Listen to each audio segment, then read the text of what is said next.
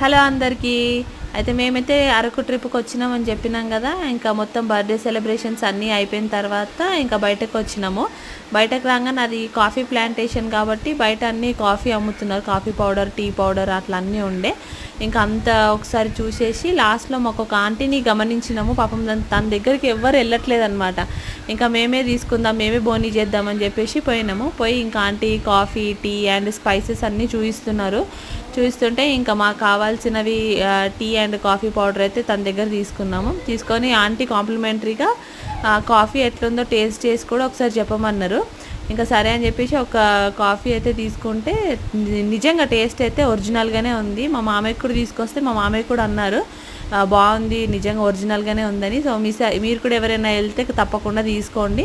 And ఈ aunty మన పేరు చెప్తే కూడా కొంచెం తక్కువ చేస్తా అని చెప్పిండ్రు. వీడియో తీస్తున్నాం ఆంటీ అంటే కొంచెం బాగానే సపోర్ట్ చేసి మీ సబ్స్క్రైబర్స్ ఎవరైనా వస్తే కూడా నేను తక్కువ చేసి ఇస్తాను, పర్లేదు బాబు అని చెప్పేసి అన్నారు.